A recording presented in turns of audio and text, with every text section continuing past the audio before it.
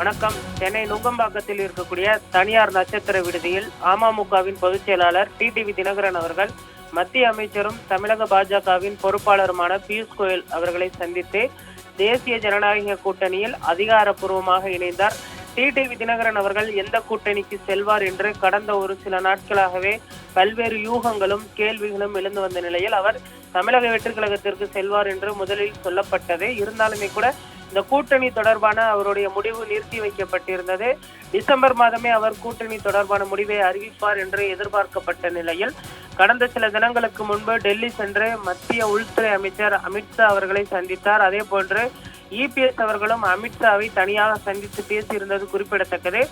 OPS மற்றும் சசிகலா உள்ளிட்ட இருவரையும் சேர்த்துக் கொள்ள முடியாது. அதே வேளையில் அமமுகவின் பொதுச் செயலாளர் டிடிவி தினகரனை வேண்டுமென்றால் கூட்டணியில் இணைத்துக் கொள்ளலாம், அவரை அதிமுகவில் இணைத்துக் கொள்வதற்கு தயாராக இல்லை என்று தெரிவித்திருந்தார். இந்த நிலையில் 7 தொகுதிகள் வரை அமமுகவிற்கு ஒதுக்க இபிஎஸ் அவர்கள் முன் வந்திருப்பதாக சொல்லப்படுகிறது. தென் மாவட்டங்கள், டெல்டா மாவட்டங்களில் ஒரு சில தொகுதிகளானது ஒதுக்கப்பட இருக்கிறது. கூட்டணியில் இணைந்துள்ள டிடிவி தினகரனை ஆரத்தழுவி வரவேற்றார் மத்திய அமைச்சர் பியூஷ் கோயல் அவர்கள். அதற்கு முன்பாக தமிழக பாஜகவின் தலைவர் நயினார் நாகேந்திரன் அவர்களும் வாசல் வரை வந்து டிடிவி தினகரனை நட்சத்திர விடுதிக்குள் அழைத்து சென்றது குறிப்பிடத்தக்கது. எங்களுக்குள் இருப்பது பங்காளி சண்டை மட்டுமே என்று டிடிவி தினகரன் அவர்கள் விளக்கம் அளித்திருந்தது குறிப்பிடத்தக்கது. விட்டுக் கொடுப்பவர்கள் கெட்டு போவதில்லை என்று அமமுகவின் பொதுச் செயலாளர் டிடிவி தினகரன் இன்று காலை அடையாறில் இருக்கக்கூடிய அவருடைய இல்லத்தில் பேட்டி அளித்திருந்த நிலையில் தற்பொழுது கூட்டணியில் இணைந்திருப்பது குறிப்பிடத்தக்கது. இந்த கூட்டணி இணைவதற்கு பின்னணியில் அமித்ஷா அவர்கள் இருப்பது குறிப்பிடத்தக்கது.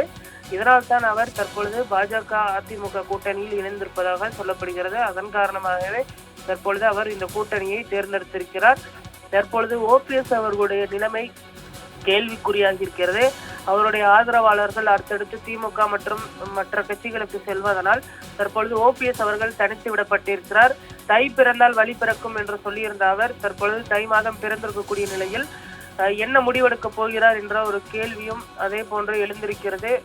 அதிமுக தொண்டர்கள் உரிமை மீட்பு குழு தற்பொழுது வரை அவருடைய தொண்டர்கள் ஓபிஎஸ் அவர்கள் விரைந்து முடிவு எடுக்க வேண்டும் என்று வலியுறுத்தி வருகிறார்கள். ஓபிஎஸ் அவர்களை அதிமுகவில் இணைத்துக் கொள்ள இபிஎஸ் அவர்கள் மறுத்திருக்கக்கூடிய நிலையில் ஓபிஎஸ் எடுக்கக்கூடிய முடிவு முக்கியத்துவம் வாய்ந்ததாக பார்க்கப்பட இருக்கிறது.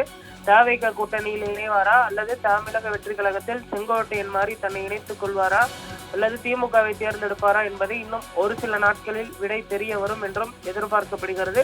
பாஜகவை பொறுத்தவரை ஓபிஎஸ் மற்றும் சசிகலாவை தவிர்த்துவிட்டு டிடிவி தினகரனை இணைத்து தேர்தலை சந்திப்பதற்கு தற்பொழுது ஆயத்தமாகி வருகிறார்கள்.